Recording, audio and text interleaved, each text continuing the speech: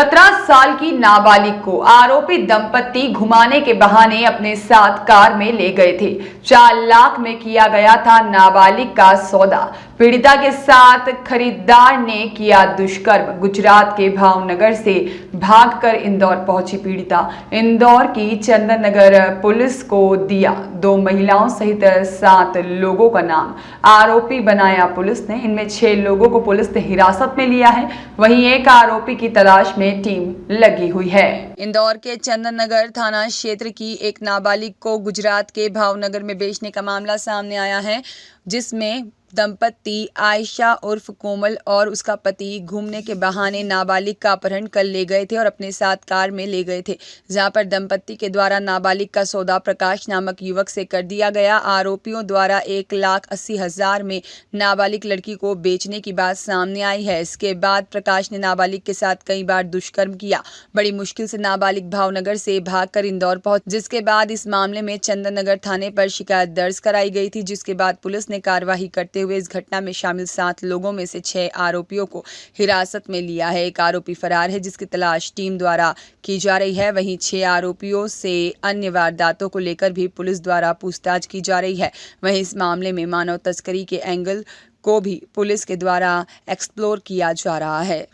एक कल चंदन नगर थाना क्षेत्र में थाने पे एक बड़ा गंभीर प्रकरण हमारे संज्ञान में आया। एक 17 साल की नाबालिग लड़की है, उसकी तरफ से एक FIR पंजीबद्ध कराई गई थी कि कुछ लोगों ने मिलके उसको पहले किडनैप किया है। मतलब 363 का उसमें प्रकरण बना है, पुरानी जो IPC है उसमें। उसके बाद राजकोट या जामनगर, अभी लड़की को थोड़ा सा इसमें कन्फ्यूजन है क्योंकि नाबालिग है, शायद संभवतः जगह को लेकर कन्फ्यूजन है उसको। राजकोट में किसी एक प्रकाश नाम के व्यक्ति को वहाँ पे उसको बेच के आए हैं और वहाँ 2 दिन उसको, जो प्रकाश नाम का व्यक्ति है उसके द्वारा वहाँ रखा गया है और बड़ी मुश्किल से वो 2 दिन में वहाँ से छूट के आई है। पूरा प्रकरण कुछ इसमें ऐसा है कि जो ये नाबालिग लड़की है, यहाँ एक महिला है कोमल उर्फ आयशा, जिनके पति का नाम है मोहम्मद आदिल उर्फ गोलू, द्वारकापुरी के रहने वाले हैं।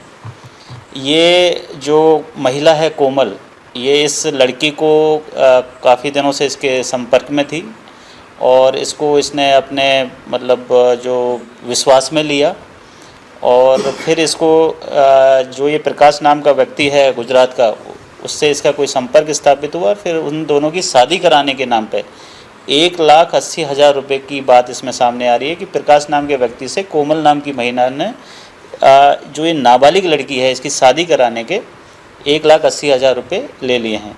इस पूरे प्रकरण में हमने जो अभी BNS की धारा है 137(2) और 64 जो रेप की धारा है, और उसके अलावा पॉक्सो और जो पुराना IPC में 34 जो मतलब एक कॉमन इंटेंशन से अगर कई सारे व्यक्ति अगर कोई अपराध करते हैं तो वो हमने इसमें धाराएं लगाई हैं। जैसे ही ये प्रकरण हमारे संज्ञान में आया, तत्काल इसमें हमने 3 टीमें गठित की और रात भर लगभग 12 बजे से ये जैसे ही प्रकरण हमारे नोटिस में आया तो 3 टीमों ने लगातार रात भर सुबह 7 बजे तक दबिशें दी हैं। और इस पूरे प्रकरण में जो अभी तक जो टोटल 7 आरोपी नामजद हुए थे, उनमें से हमने 6 को हिरासत में ले लिया है, गिरफ्तार कर लिया है और 7वें के लिए टीम रवाना हो गई है। तो ये कि बहुत ही अच्छा मामला, मतलब बड़ा ही गंभीर मामला जो इंदौर पुलिस के संज्ञान में आया, उसकी गंभीरता को देखते हुए त्वरित उसमें एक FIR की गई और उसी गंभीरता से जितने भी आरोपी थे इनको हमने हिरासत में ले लिया है। इसमें ह्यूमन ट्रैफिकिंग के पॉइंट ऑफ व्यू से जो धाराएं बनेंगी वो भी हम इसमें ऐड करने वाले हैं और इस महिला का और इसके साथियों का, बाकी का सभी का आपराधिक रिकॉर्ड खंगाला जा रहा है। यदि इनके कुछ और पुराने आपराधिक रिकॉर्ड होंगे, जो अभी BNS में एक संगठित अपराध की जो धारा जोड़ी गई है, अगर उसमें कुछ इस तरीके के पॉइंट अगर हमारे पास इन्वेस्टिगेशन में आते हैं तो वो संगठित अपराध वाली धारा भी हम इसमें जो ऐड करेंगे। गिरफ्तार हो गए क्या है? महिला दंपति दोनों गिरफ्तार हो गए हैं। उनके जो साथी यहाँ जो जिस गाड़ी से इस बच्ची को गुजरात लेके गए थे, वो 4 साथी भी गिरफ्तार हो गए हैं और जिस गाड़ी से इसको ले जाया गया था वो गाड़ी भी हमने सीज कर ली है। बाकी लोग कहाँ के रहने वाले? अब जो एक व्यक्ति इसमें बचा, बाकी लोग भी यहाँ जो 4 लोग और उनके साथ में गिरफ्तार हुए हैं वो भी इंदौर के रहने वाले हैं। अब इसमें जो बचा हुआ आदमी जो गुजरात का है, उसके लिए हमारी टीम आज मॉर्निंग में ही तड़के रवाना हो गई थी और बहुत जल्दी उसकी भी गिरफ्तारी हम कर लेंगे। इसमें ये चीज़ भी सामने आई है कि क्या इससे पहले भी इस तरीके का कर चुके हैं या कुछ और लड़कियों? बिल्कुल, मैंने वो ही पॉइंट दिया कि जो इस महिला की शोहरत है वो अभी जो हमारा प्राइमरी इन्वेस्टिगेशन है, जो पूछताछ है, उसमें कुछ इस तरीके की आई है कि कुछ बालिग महिला मतलब बालिग औरतों के साथ जो एडल्ट हैं और नाबालिग लड़कियों के साथ ये कुछ इलीगल इमोरल जो काम होते हैं उनमें इन्वॉल्व करके पहले से रखा हुआ है। और यदि कोई ऐसा हमारे सामने कोई प्रकरण आता है कि जिसमें इस तरीके से भी पहले कहीं किसी बच्ची को ये बाहर लेके गई है, नाबालिग को खासकर, तो उस हिसाब से भी हम इसमें आगे कार्रवाई करेंगे। इसमें सर एक जानकारी ये भी आ रही है कि ये जो महिला है, आरोपी जो महिला है, इसका धर्म परिवर्तन हो चुका है। धर्म परिवर्तन में करवाने के मामले में पहले आरोपी जैसी देखिए, अभी जो ये प्रकरण हमारे यहाँ पंजीबद्ध हुआ है, हम उस पॉइंट ऑफ व्यू से इन्वेस्टिगेशन कर रहे हैं।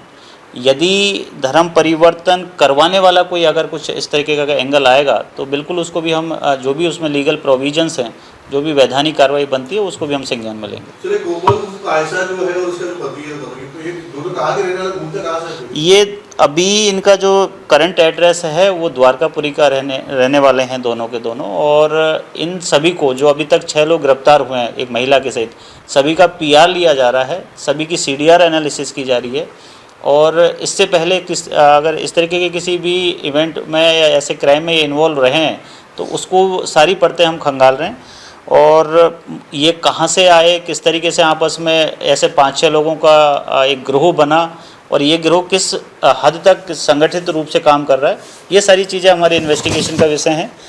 PR पे लेके इनमें पूरी विस्तृत इन्वेस्टिगेशन हम इसमें करेंगे। और जो ACP है हमारी नंदिनी शर्मा, उनके नेतृत्व में मैंने इसमें एक SIT गठित कर दी है ताकि ये ह्यूमन ट्रैफिकिंग के पॉइंट ऑफ व्यू से और संगठित अपराध के पॉइंट ऑफ व्यू से इस पूरे प्रकरण को बड़ी गंभीरता से और बड़ी गहनता से इसकी जांच हो। सर, ये बताइए लड़की किस तरह से वहाँ से छूट कर आई, मतलब भाग कर आई किस तरह से? अभी जो लड़की से प्रारंभिक पूछताछ हुई है और उसके जो कथन हुए हैं उस हिसाब से 2 दिन उसको उस व्यक्ति के द्वारा एक गोडाउन में रखा गया था, ऐसी बात सामने आ रही है।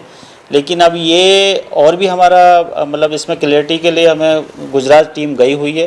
वहाँ जाके जब पूरे घटना स्थल का मुआवना होगा या फिर पूछताछ होगी तब जाके और क्लियरिटी आएगी कि इसमें ये वास्तव में किसी गोडाउन में थी, घर में थी और इसके साथ कोई फिजिकल अब्यूज हुआ है नहीं हुआ, मेडिकल में सारी चीज़ें, ये अभी इन्वेस्टिगेशन का पार्ट है। सर, ये मूलतः बेचा गया देह व्यापार के लिए या शादी के लिए? नहीं, इसमें देह व्यापार वाला पॉइंट नहीं आ रहा है। मूलतः जो अभी तक हमारे पास जो पूछताछ में जो तथ्य आए हैं वो शादी के लिए बेचना इसमें आए हैं। और चूंकि बच्ची नाबालिग है तो उसकी विल का, उसकी कंसेंट का इसमें कोई मतलब नहीं होता। इसी वजह से हमने पॉक्सो का इसमें एक जो धारा है वो ऐड की है।